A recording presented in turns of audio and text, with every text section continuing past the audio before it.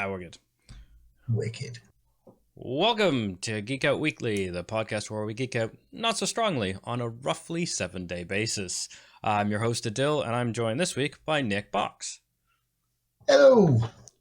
So, this is one of our more interviewee, less pop culture ephemera episodes. So, today we're just talking to Nick about what Nick does. And Nick is a filmmaker, FMV video game developer and producer, as well as a podcaster himself.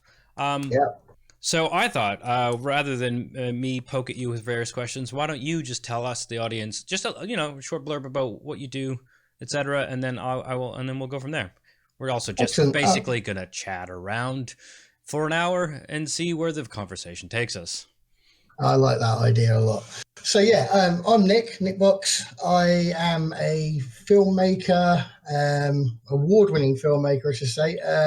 FMV game developer, video artist, and podcaster, and anything else creative I can get my fingers involved in over the years. I've done it all.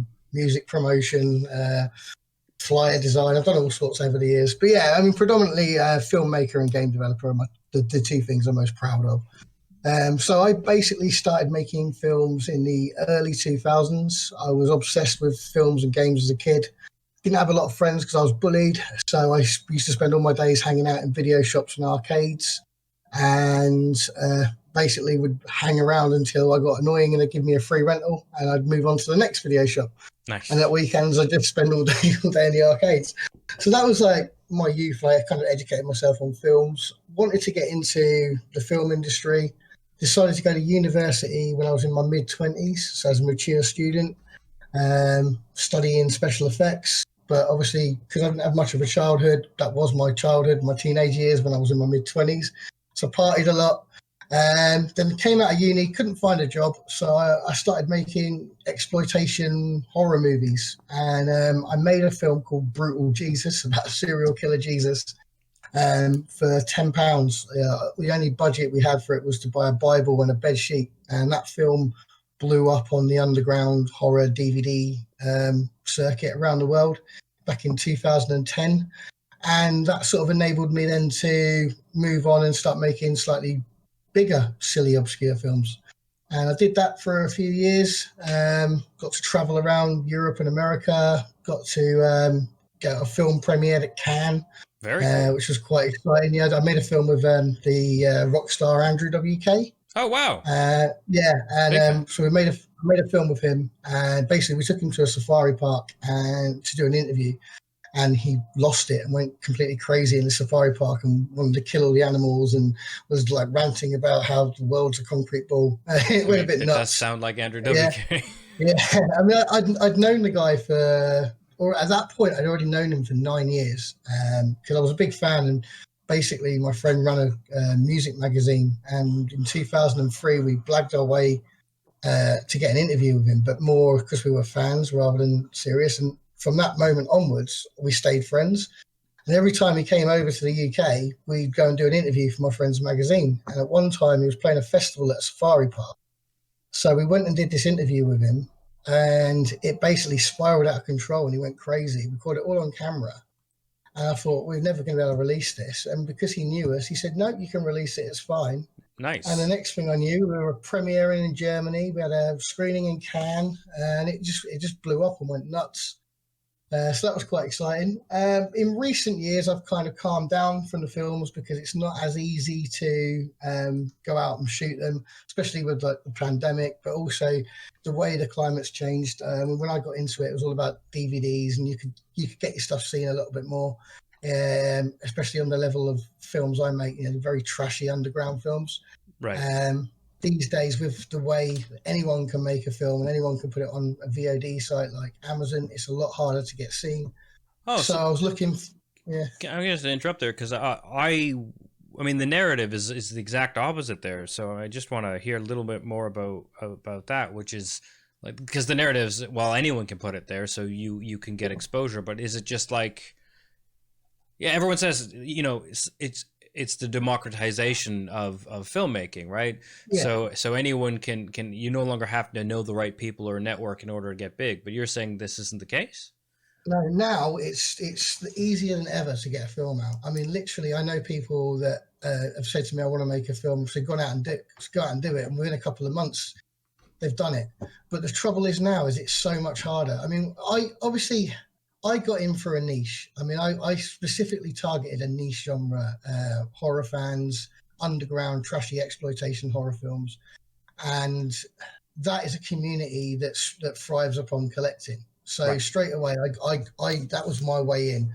I knew that if I'd gone out and made something with kind of mainstream appeal, I'd still be battling to get seen. But if I made something that was shocking and trashy, I could get in through that way of doing it. And thankfully, in like sort of 2008, 2009, when I started, YouTube was starting to get bigger, and there was a lot of these collectors on YouTube. So I got my film into their hands. And I mean, our first film, the first film, Brutal Jesus, we sold around 3,000 copies of it on DVD, self-released. Oh, wow. So this was before we got distribution. And I just left university, and I spent my days packing up DVDs and going to and from the post office for months, and that's how it all started. Then it was going around to conventions and promoting it. These days, you can make a film, and you can literally, with a click of a button, put it on Amazon, and it's released. But there's so much content out there now. It's harder to get noticed. So it's a glut of just so many things that it's just crowded it's out. So hard. I mean, in the last few films that I've released, I don't know, my films could be getting worse, but at the same time, it's the numbers are just nothing like I saw back in the day when DVD was a thing, and it was more. I mean, again, like I am in a niche genre, but I do think with anything, I mean, there's so much out there now. I mean, you go on Amazon, and it's because Amazon's uncurated, unlike the likes of Netflix where it's curated. Right. Amazon's uncurated, and there's so much trash on there. And everything just gets washed out. It's a lot harder to get noticed as a filmmaker now than it was 10 years ago when I started, or 13 years ago, whenever it was I got my first film out. Yeah, that makes sense. I'm just thinking about my time on Amazon, and once you get to the non-mainstream stuff, it's like films like this, and it just seems like random sort of B-grade poor transfers of something that someone had the rights to. I just never connected that to, I guess, discoverability is probably the term we're looking for. It really has changed. I'm completely lost with it all now. I mean, I took a few years of just like taking a seat back. I was still making stuff, but I was like, and the other problem I had was distribution, because again, on this level, a lot of my films got picked up by distributors in the States. So like we went to the States one year, walked into Walmart, and in the bargain bin in Walmart, there's a box set of my films. Oh, wow. Amazing. But did I ever see a penny of any of that? No, because these distributors, what they would do is they would print enough copies to cover their initial costs. And then unless it was like a super huge hit, they wouldn't print any more. So you'd never get to the point where they'd end up paying you any royalties. And again, you got to weigh it up. I was always happy for the exposure. I didn't mind that I wasn't earning loads of money from it. It was just the fact that I was getting the exposure. But obviously, when I already had a taste for making money from it, from doing the self-distribution, but obviously you can only get to a certain level with that, and then it's hard to go any further. And a lot of these costs I was incurring for going out to promote them and to all these events. I'd get flown off to some events where they would pay for it, but then by the time I'd got my stock out there and people to help me out there and all of this sort of stuff, it ended up costing me more than I ever made. But it was a really exciting time. Now I'm a parent, and the way the world's changed, it's a bit more difficult to go out and make these wild films. Right. So I took the leap from taking all these years of content that I've got and started filing it into my other passion, which is games and making FMV games. And I've been doing that for the last 11 months. And that's been a crazy ride within itself. But at least I haven't had to leave the house to do anything. And just for those who are less familiar with gaming in our audience, FMV stands for full motion video. So these are the games that have actual clips of actors recorded, like clips from, and then the gameplay is overlaid on top of that. So it's large parts of the game are watching full motion video, actual actors doing things, and you were in some way mechanically navigating through the game and getting more pieces of or clips throughout things. So I think one of the bigger FMV games, was it Her for Her? Oh, I've forgotten the name. Her Story. Her Story. Thank you. Her It was Story, like, yeah. yeah. Yeah, so that's probably one of the biggest FMV games For of the this last little while. generation, Yeah. For this I'm trying to generation, get Her people Story, who yeah. might like touch points rather than the old Yeah. school ones. But I'm guessing you grew up. Did you play a lot of FMV games growing up, or is this just a newer? Okay. I had a Mega CD, Sega CD when it came out, and obviously because I was a massive film fan, that it was the FMV that really attracted me to it. And that was kind of also, it was around the time when I was really getting into horror, and Night Trap came out. I was like, my brain is trying to find the title of this, but you've got there. So for those who don't know, Night Trap was basically like the biggest and most controversial FMV game of the time. So when this full motion video bug hit in the early 90s, I mean, it did start before then if you look at things like Dragon's Lair, but yeah, we'll say the early 90s when like the Mega CD, the CDI, the 3DO, all these like sort of first gen CD based consoles that could handle FMV came out. Night Trap came out. Now, Night Trap was basically an interactive horror film where you watched a group of teenage girls in a house, and you'd have to go through different rooms, and there was like vampire creatures that were basically men in balaclavas with big sticks wandering around the house, and you'd have to get to certain points of the house at certain times to trap them to uncover the rest of the movie, otherwise the movie would end. And that game came out when I was 13, and it blew my mind because I was obviously this sort of video game horror movie nerd, and there was all of a sudden this game where I could play an actual horror movie. And I obsessed over this game for years. So much so that this game was, in the States, was the reason why they brought in the rating system. This and Mortal Kombat were the two games that they took to the courts to lobby for something. So that game was a game I was obsessed with for years. And when I was at university, for my final project, I wanted to make an interactive FMV game, an interactive film. And I basically wrote part of my dissertation in the aim to make one of these games. And then my lecturer basically told me I'd bitten off more than I could chew and to change what I was doing my dissertation about. So I did. I changed it to animated rotoscoping. But that planted the seed back then. I wanted to get into this FMV stuff. And for years with doing the films, I've always felt like I wanted to have a go at it, but I didn't really know where to start.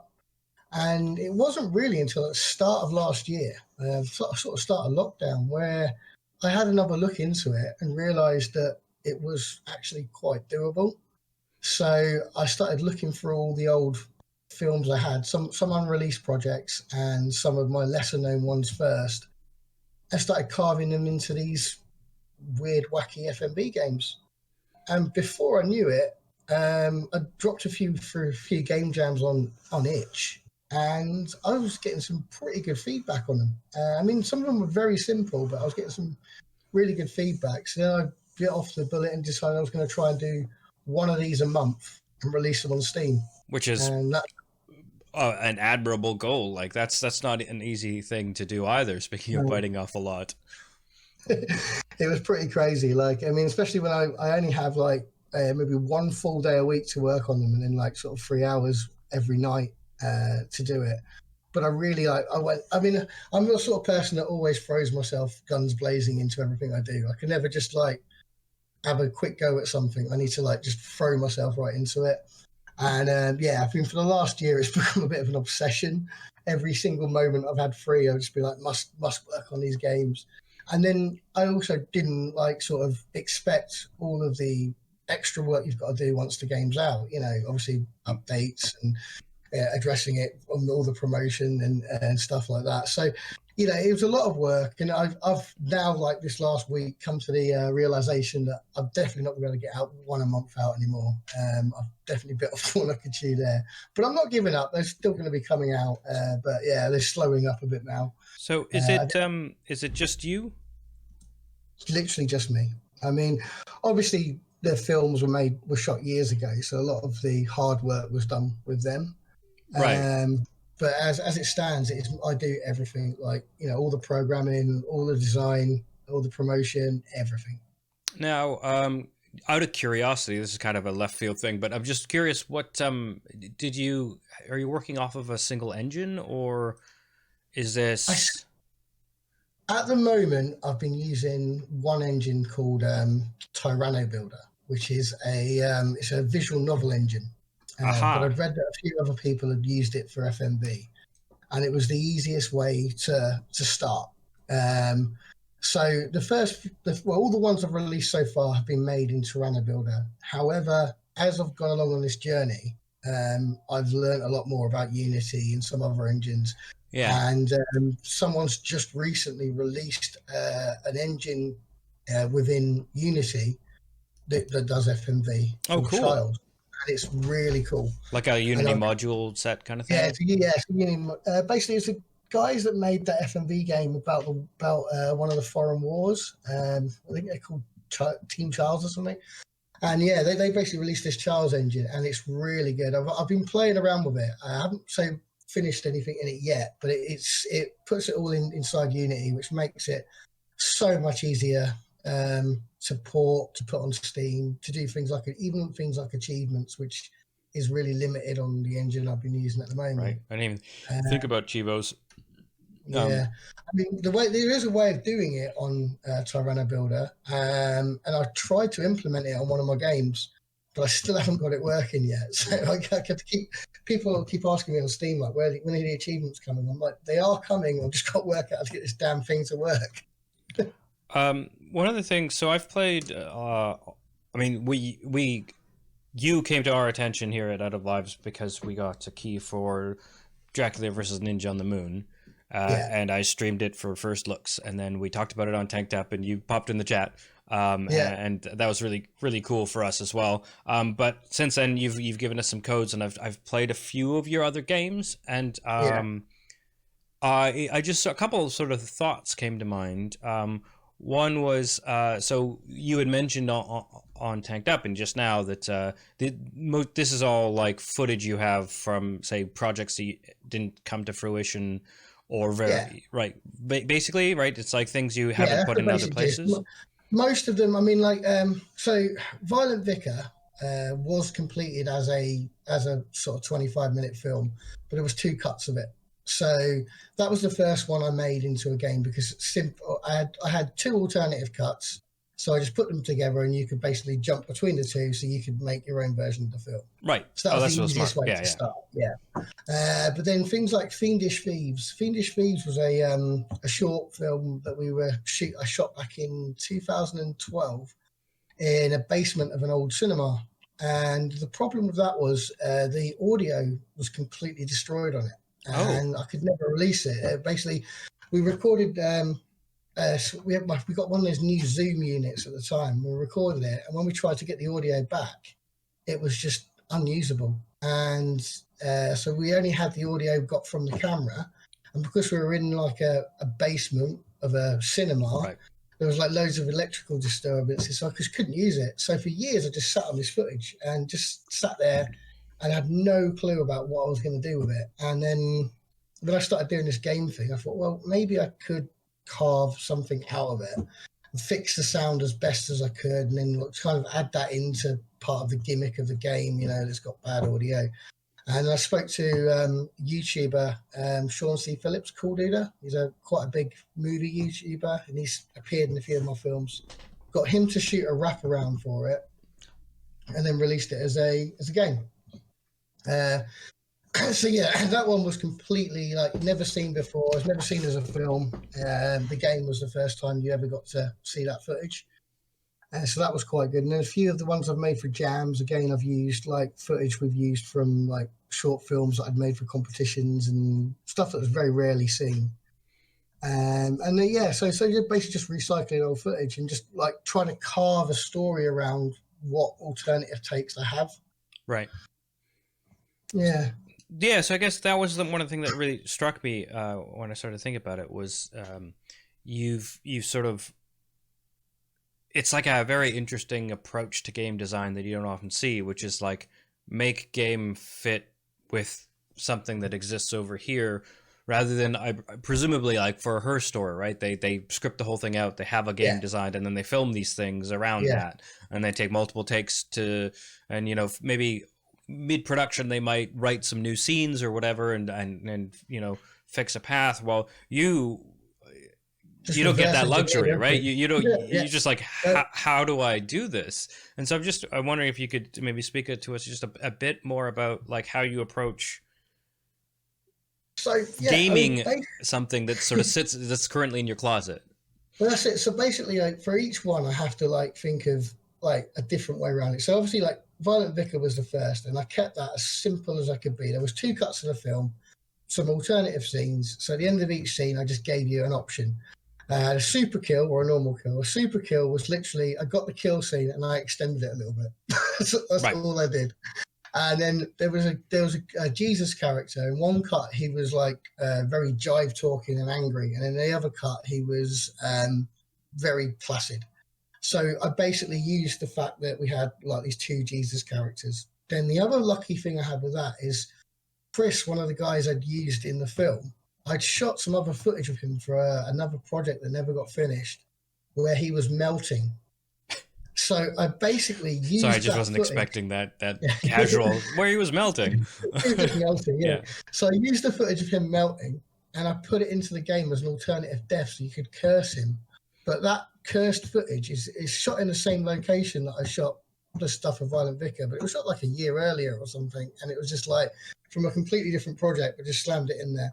But I mean, that was just my first game. It was very, very simple. I just wanted to test the waters. When it got to things like Fiendish Thieves, I knew there was a premise for a game there because it was these 2 the basic gist is it's Home Alone meets Frankenstein. So you've got 2 thieves wandering around a warehouse trying to find a pocket watch, and they're going in and out of different rooms. So I thought, well, there's my premise. You've got to navigate these people through the rooms. Now, how am I going to stretch that out and turn it into a game? So I basically drew it out a bit like a map. And then I had footage of them walking upstairs. So basically, a lot of the game, unfortunately, is men wandering around in the dark and wandering upstairs with looped footage used over and over again. I've tried to mix it up a little bit, but it all still looks pretty similar. But the whole thing is essentially a maze. And you can actually get through the whole game. And I think I worked out in about 9 moves, you could actually get through the whole game. But Speedrun strats. yeah, exactly. But the whole way of trying to find out those 9 moves, is going to have you going all over the place. And that has led to some frustration from some players, but other people kind of dig the fact that I've kind of stretched this what would have been probably like a 20-minute film into what could be like a 2-hour experience if you get really lost. And then there's a few alternative takes and cuts of different rooms they entered. So it mixes itself up a little bit. And then I also cut the ending down. So I got 2 endings. So there's one ending you'll get with a completely different character that you've not even seen in the rest of the film. If you do if you navigate through the maze in the correct order. And not many people get to that ending, which is quite exciting. So there's one ending where it just ends as you would think it would end, and then there's this secret ending. And I kind of just use that basis for most of the ones I've made. But then it gets a bit different. Like I did one called Christ Trap, which is using my first film, Brutal Jesus. And basically I made a homage to Night Trap. Right. So basically that takes place where Jesus goes into a house and there's like these drugged up punks in all these different rooms of the house. And if any of those punks escape the house, it's game over. So you've got to navigate through different rooms of the house at different time points so you can kill the punk and move on to the next room. And I say that I did that as a full-on homage to Night Trap. Even made it look a bit similar. And that one so far I've only released on Itch. That was I planned for that to be my next Steam release, but I would like to do a few more bits with it before I get onto there. But it's just, I just take what I've got and then just like reverse engineer it into some form of a game.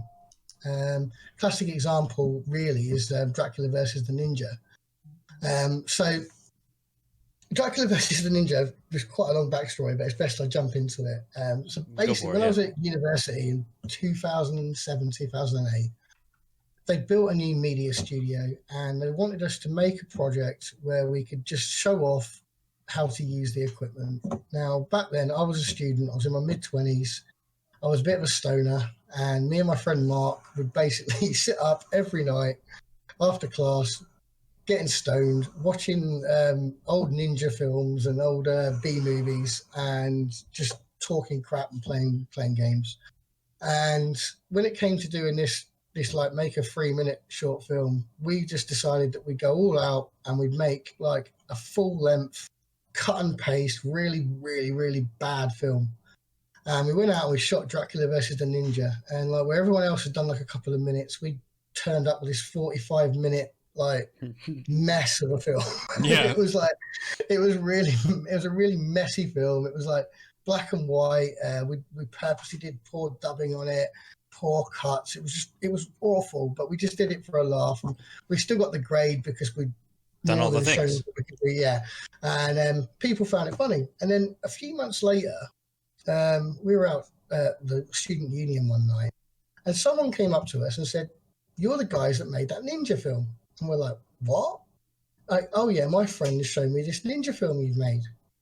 And one of my friends said, "I've just been at a party and they're showing your ninja film." And I'm like, "What do you mean they're showing my ninja film?" And the word had got around about our film, and somehow we'd given a DVD-R of it to someone on campus. And this thing was spreading like wildfire. Yeah. And students were going out drinking, coming back and going, "Oh, you want to watch this silly ninja film that these guys had made?" And it became like this viral thing around the campus. Then we got approached by a local bar if they wanted to screen it in a bar. So nice. We had a screening in a bar. It went pretty nuts for a little bit while I was at university, and it was kind of cool. Then when I came out of uni and I started like making more legit films and getting a name for myself with them, it was just on the back burner. And then in the midst of it all, because people were like, desperate for all my stuff, I thought, "Oh, sod it, I'll colorize it and I'll make a limited release." And in 2011, I put out a limited run of like 30 DVDs and 30 VHS.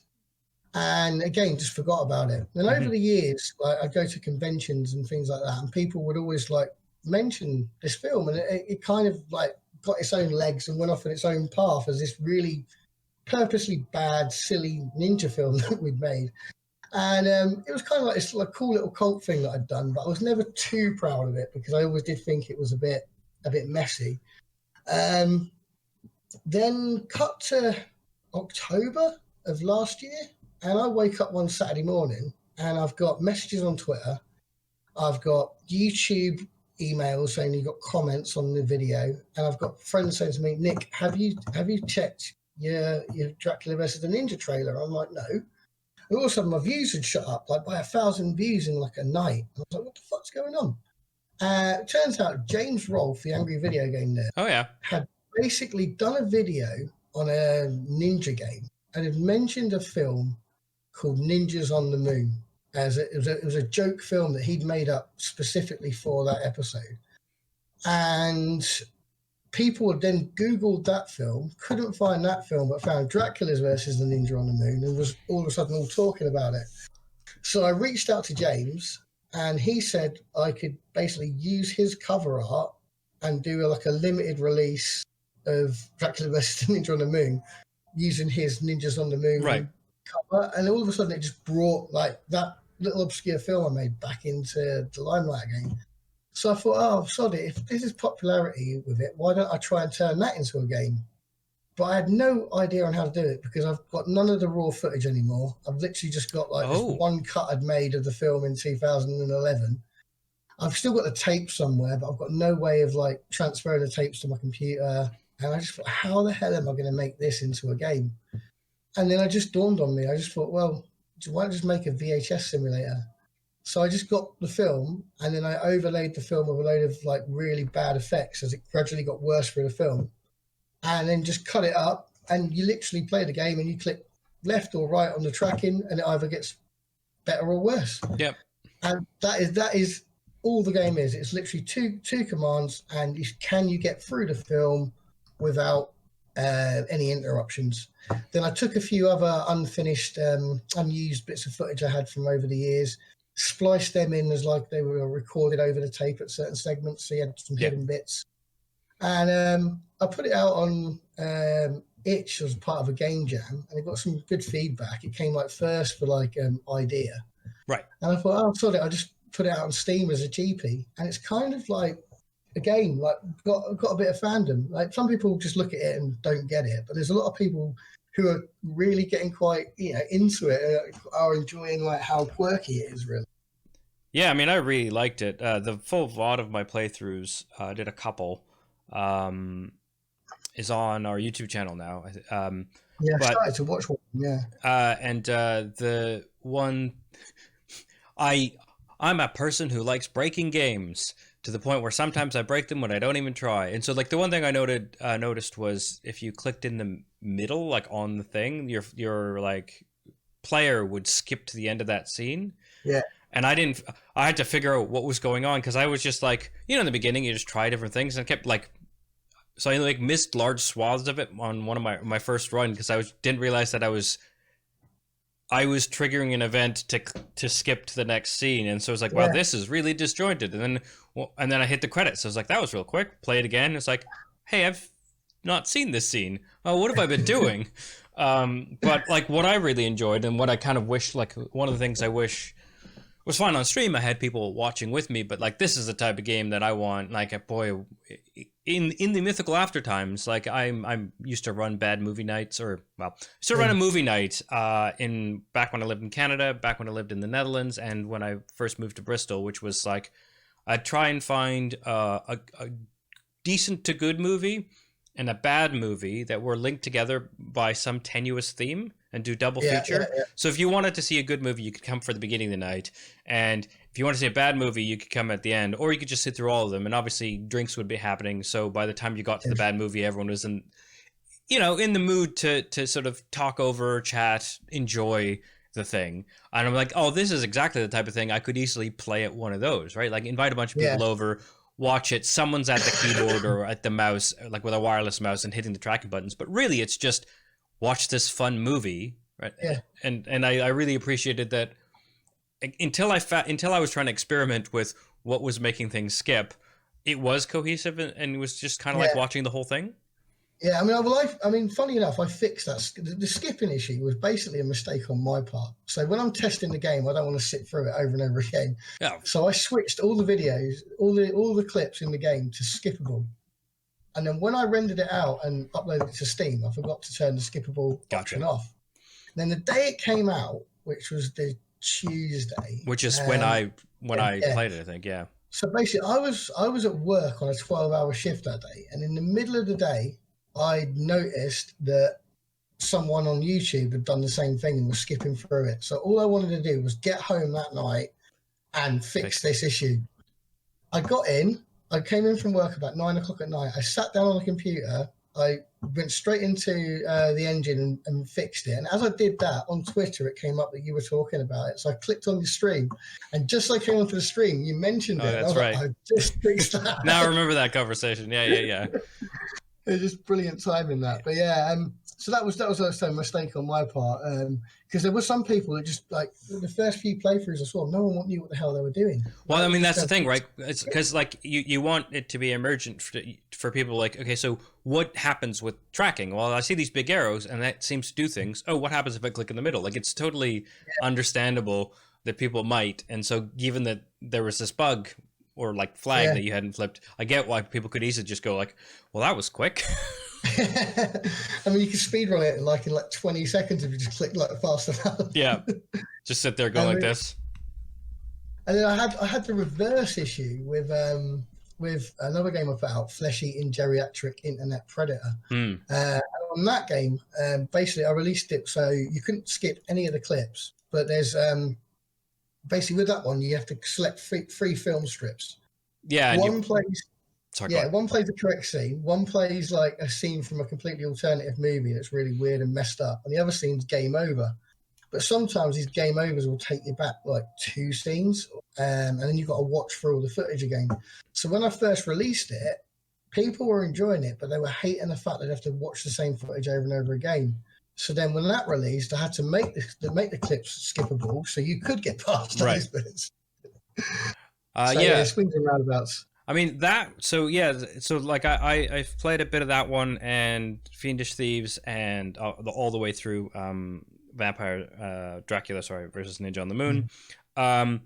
And I really like the spins you have on sort of, well, I have sort of this linear movie roughly, and how do I make something interesting? And so like I like that on the Dracula game, like I said, it's you watch the whole thing outside of the bug that is no longer there. You just get to watch the whole thing, and there are some Easter eggs, as you were saying, but mostly it's just watch it and then sort of have. I think it's such a fun, cohesive movie, and this just feels like just a wrapping around it of like some interactivity that allows you to get to hidden scenes, so you can watch it more than once and see different things. But really, it's just watch this fun movie. I thought that was a really cool way of putting it out there on a platform where people can easily, support it and share it and send links. And then, with the Preacher one, Preacher? Vicar. Yeah. Sorry, I'm getting like clearly synonyms in my head. That one's more like a branching path. That the gameplay is find the path. You're kind of like, it's like a tree that you are navigating up and then back down and then figuring out, and you're just like. I mean, with that one, because it was the first one I made, and I mean, if anybody plays that game, I would recommend just always click bad vicar and normal kill, and you'll see the film the way it's supposed to see. Gotcha.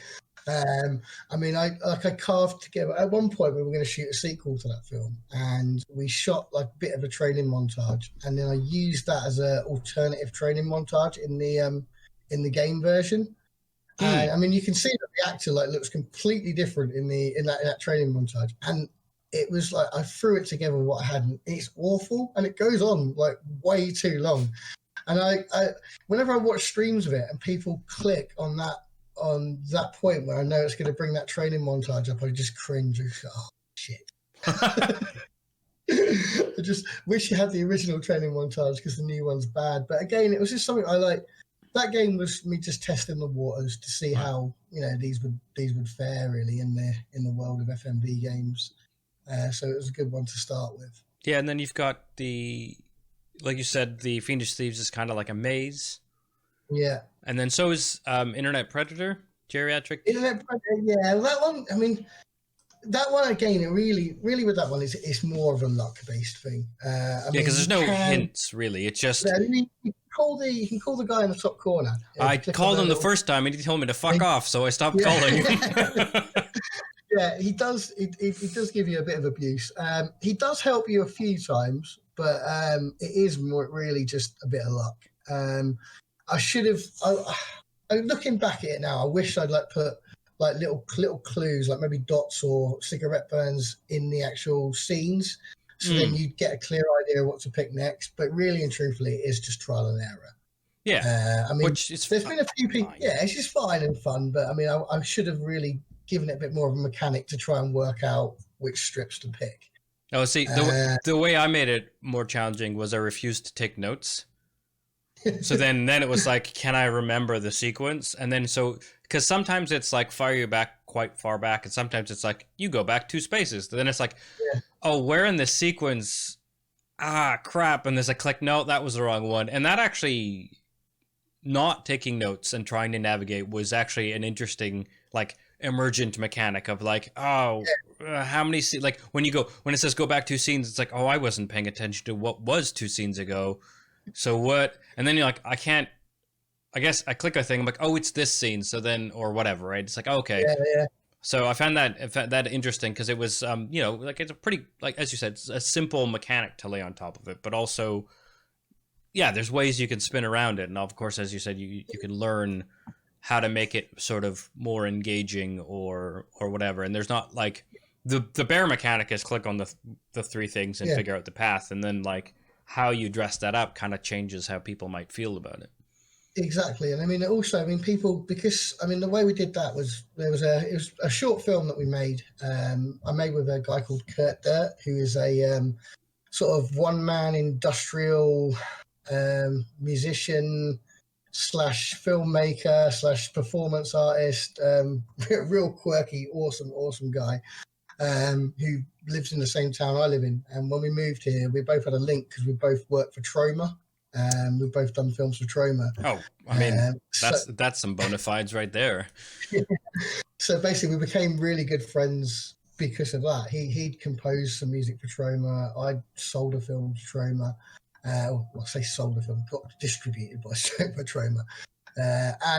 So we basically we connected through that. And because for years and years, everybody said, like, do you guys know each other? Because I moved, I mean, I'm from your neck of the woods. I'm from down south, but I moved to Blackpool 8 years ago. Okay. When I moved here, everyone was like, well, do you know Kurt Dirt? And I'm like, no, you two would get on really, really well. And we met, and yeah, for a few years we made quite a few little films together, and we made this one for a competition.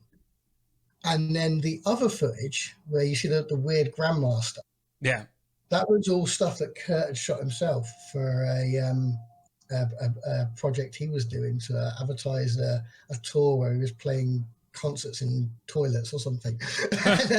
Basically, I asked him if I could use that, and he was like, yeah, of course you can, over the moon. And it just works so well. If you click the wrong scene in this game, you just get the most surreal, scary footage. Yeah, the first time I hit one of those, I was like, what just happened? There was like, the head was being put in the toaster oven or whatever. Yeah, it was just like, did not expect. I mean, that game is perfect to watch streamed. I mean, that game really is made for streaming. I mean, it's brilliant watching people stream it. I mean, the first week before I'd added the skip scene mechanic, I mean, people were streaming this thing for hours trying to get through it. Right. They were getting so frustrated with going back and watching the same scenes over and over again, but they were sticking with it. And it was just fantastic, like just sitting there watching these streams every night. A few people were a bit scared to stream it. We had one massive streamer, like Northern Lion, his name is, like 800,000 followers or something. Wow, okay. He had 75,000 people watching him, and he decides to stream my game. And he gets to the scene where Kurt's rubbing his nipple, and he goes, I can't do this, and turns it off midstream. Oh no! I mean, that's pretty funny. It's also a great advertisement in and of itself. Yeah, I mean, I got sales from it. He even spoke to me and like apologized, and I was like, no, I totally understand, you know. And yeah, I mean that really peaked. I think I got like about 20 sales off the back of that. So nice.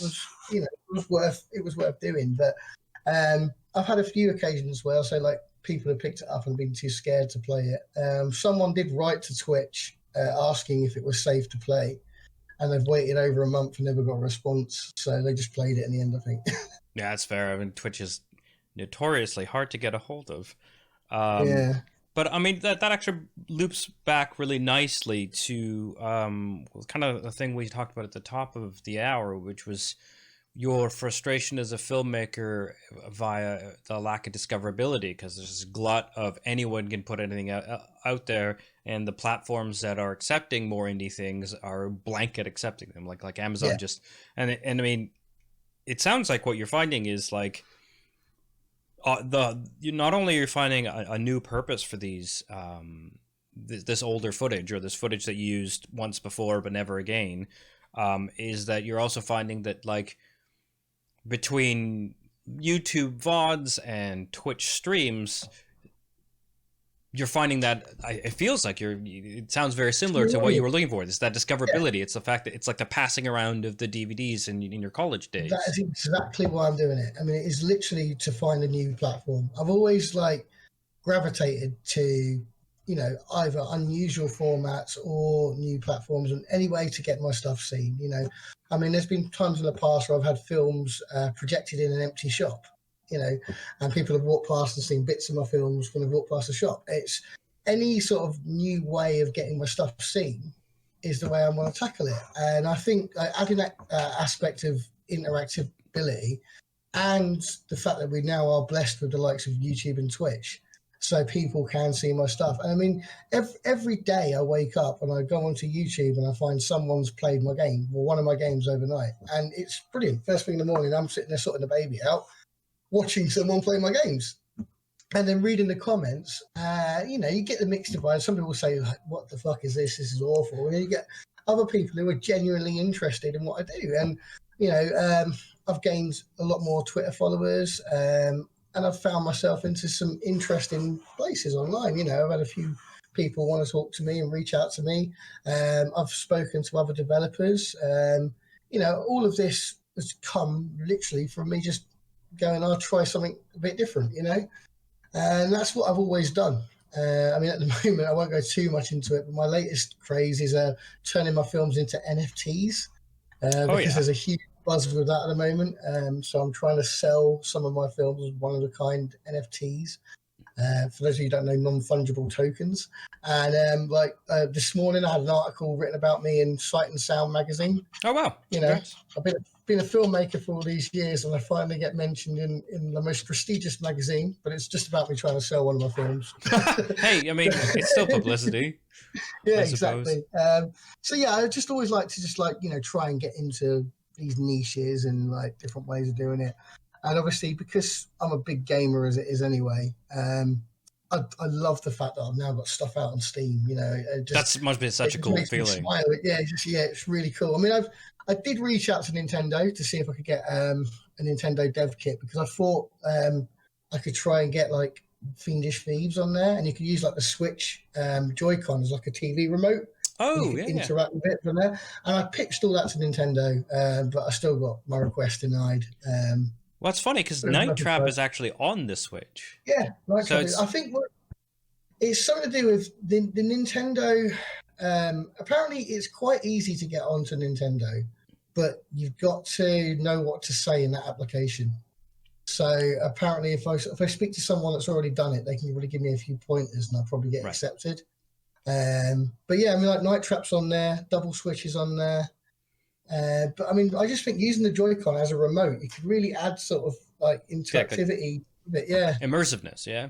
Yeah, maybe you could tune it by using like the analog stick, turn the volume up and down on it, and that would get over my audio problems I've got with the game. Things like that. So I do think it would work really well, just like pointing it at the screen and doing that. But it's something to look at in the future if we ever get on those sort of platforms.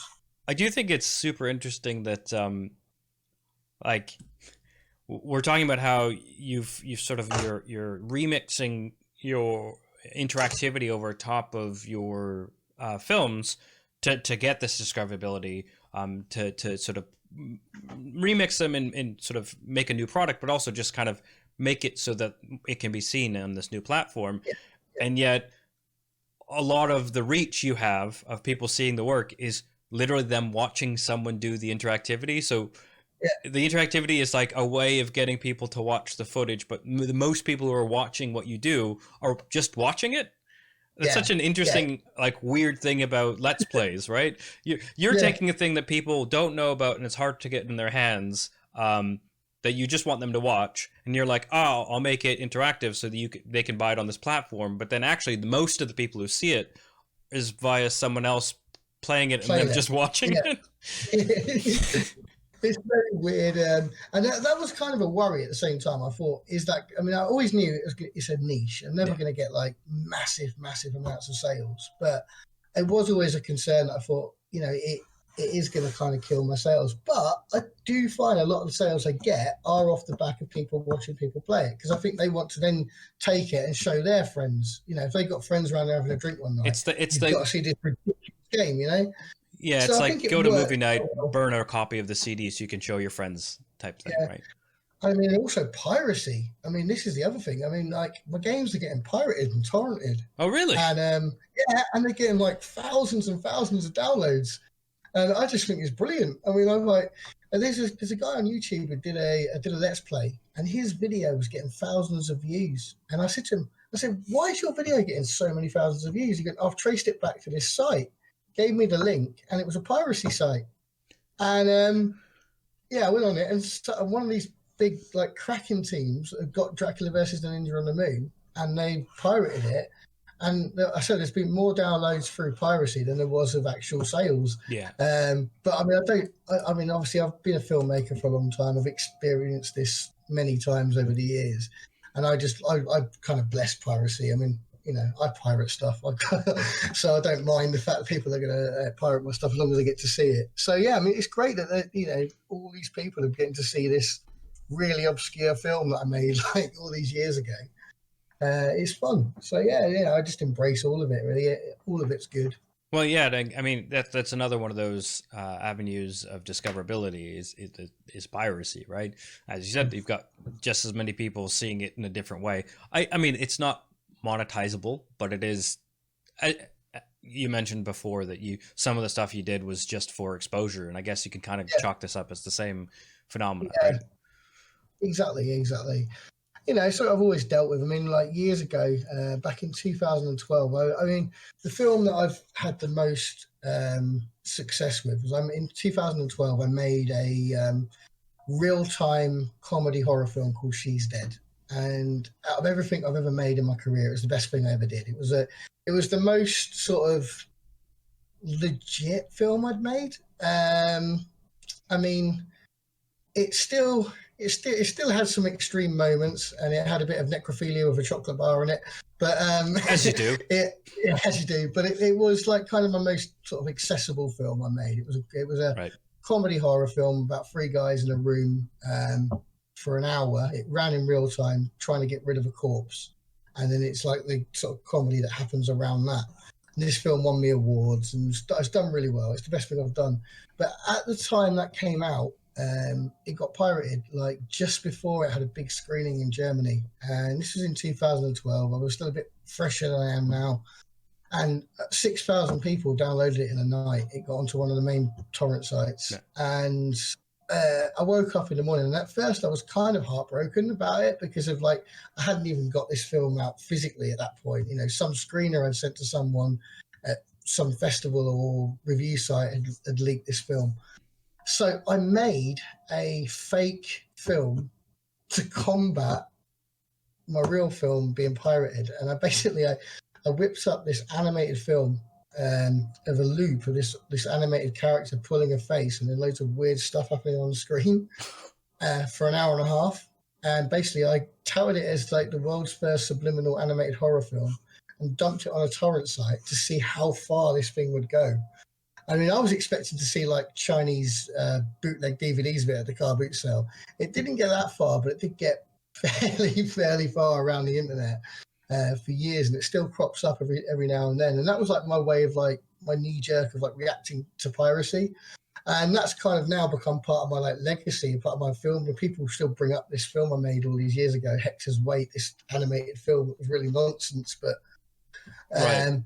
And from that point onwards, I learned to think, well, why am I, this is a great little project I've done here, but I've done all that effort, all this extra creativity because of the pirates. I should just embrace what they did in the first place by getting more eyes onto my films. And I've just stuck with that. But yeah, I have a sort of really weird fake film out there that you can hunt out. I mean, I'm going to have to hunt it down now. Hector's Weight, yeah. I mean, people say they've seen stuff in it. People say they see a red dog in it, and they understand why Hector's waiting. But there's none of that. There's stuff, but there's not the stuff that people tell me they found in it is not there. Oh man, that's juicy. I mean, it's become like quite an infamous film. I mean, I did it under a fake name and everything like that. But I've admitted it's me on several occasions. Yeah. And then I put out a DVD of it that I took to some conventions, and that sold out. And every so often that comes up on eBay and it sells quite well. I wish I had some left in the garage because I could just slowly at once every 18 months sell a couple copies. Every time I skid, just stick one up online. And I've had that with a few things. I mean, a few releases, like some of my films have been released on VHS, and some of them like fetch quite high prices. I just wish I had them to sell myself at those sort of prices. It's how it goes. You can never tell what's gonna be, right? Yeah, exactly. So we're getting close to the hour, but I did want to, like my exposure to you was through Dracula vs. Ninja on the Moon, and you mentioned this, how you made it, and I'm actually I'm a big fan of sort of So Bad They're Good movies. Yeah. And I think they're really challenging because often they need to be made. So the fact that you said you set out to make this sort of B movie that was Yeah. bad on purpose. I think it's actually usually when people try to do that, they fail. And I was It just doesn't work. Yeah. curious how, if you have any comments on how you managed to thread that needle, because often it's the sincerity, for me at least, it's when you see someone sincerely doing something that just ends up not working at all. Like I think that's why The Room. Room works, right? The Room, Yeah. or anything by Neil Breen, right? These are Yeah. batshit points of view done full bore as I'm trying to do this, and it's just like, boy, is that a weird point of view, and that's why it gets the so good. The so good seems to be, at least in my experience, attached to this like sincerity, for lack of a better term. I think with me, it's see, I grew up in the video shops, and like when I say, I mean, I love video games, but I love movies more than anything. Like movies, literally are like my biggest obsession in the world. And as a kid, I had no friends, so they were like my best friend. And I see movies in a different light to most people. Like a lot of films that people will say are genuinely like amazing, I can't stand, and I like a lot of bad movies myself. But because I'm so into film, I still appreciate all levels of film. So whereas like something that is written down as like a great film, I might not like it, but I understand why it's a good film. Something that people say is a bad film, but I'm obsessed with it, I understand why it's a bad film. So I really have got my head fully into that area. And I think with Dracula versus the Ninja on the Moon, I mean, I was always wary of, you set out to make something bad, it's not going to turn out the way you want to do it. But because I had such a keen interest in bad movies, and I knew what worked, and the way we made it, and the way we went about making it, and the way our heads were at the time, I think that was where the magic was captured. Because I mean, like, it was second year of university. I was pretty wasted most of the time. I'd not been into this world of going out and drinking and partying because I didn't have much of a childhood. So I was fully involved in that. I'd found a like-minded person that was on the same wavelength as me completely with all of this. And I mean, everybody that helped us do it was confused with what the fuck we were doing the whole way through making it. I mean, they were all so confused. I mean, the guy we painted blue, the Boink character, I mean, he was this really nice Christian dude on our course. And we said, look, can we use you to be in this film? And he was the sort of person that would say yes to anything because he wants to help everybody out. And we're sticking him in a dress and painting him blue, and making him go boink. And like, there's me and Mark sat. I mean, I still remember everything. Every memory of shooting that film is just laughter. Like, I think every time, if one of us wasn't laughing hard enough when we were shooting something, then we needed to make it sillier, and we needed to make it worse to make the other one laugh just as much as we did the time before. And out of all the films I make, I have some of the fondest memories of shooting that film, even though it was so early on, before I started doing the big stuff, and before I even really knew I was going to be releasing films on DVD, and then and so like I said, for years I was embarrassed by it. But then when I keep thinking back of the legacy it had, that the fact that people were sharing it on DVD around the campus, at the time it was cool, but I didn't realize how cool that was, that people were, showing this at parties when they were drunk. There was obviously something we had there, and I just didn't know at the time. So yeah, I mean, we did do it intentionally, but I think because of the way we were and our fondness of bad movies, we were an example where we managed to do it and it worked. Right. Yeah, I mean, I think maybe, I mean, you sort of hit that, is that laughter and that confusion is, I think it's sort of kind of when I think about so the laughter seems to speak to that sincerity of like, you were trying to have a good time, even though you were doing crazy things that you knew were crazy. But I think maybe the bewilderment is part of it too, because you hear interviews of people who've worked on the sets of some of these, like, especially these like self-funded auteur movies like Neil Breen or Tommy Wiseau, right? And everyone's just like, I was getting a paycheck and I didn't know what the heck was going on. And you can kind of see that in the performances and whatever. And it sounds like you guys kind of stumbled upon that by just being in your own bubble together and just getting people to do things. And I think that's the way I've always tackled filmmaking as well. I mean, ever since then, I mean, even with films like She's Dead, I mean, that was the first time I was working with real actors, not just like friends. I mean, I knew these people, but they were still legit actors. And I was the only crew member. Right. And I've got dyspraxia, which is a bit like dyslexia, but it's more your coordination. And I can't do camera work at all. I because of I know how to do it, but because of my dyspraxia, I'm all over the shop with cameras. Like I'm terrible. I'm a terrible cameraman.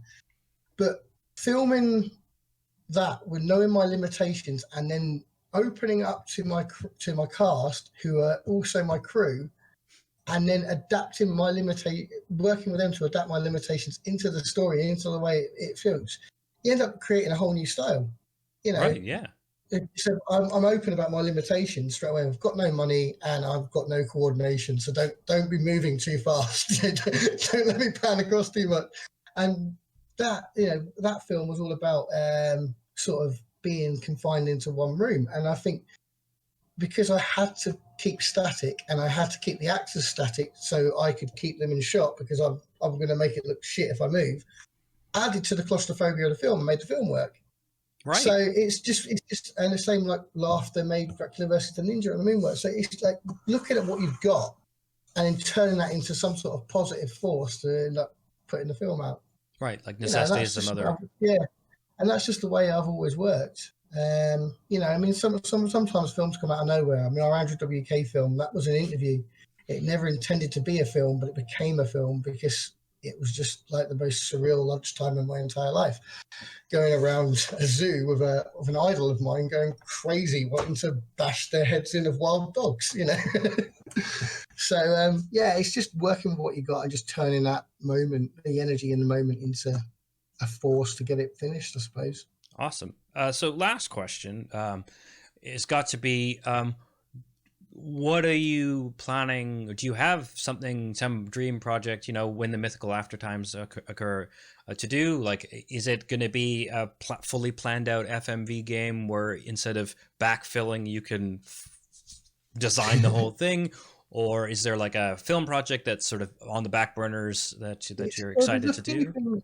There's a few things lined up. I mean, I've got like dream film projects that I always wanted to work on. There was a documentary made about me from 2012 to 2019. Two filmmakers from London followed me everywhere, all over Europe.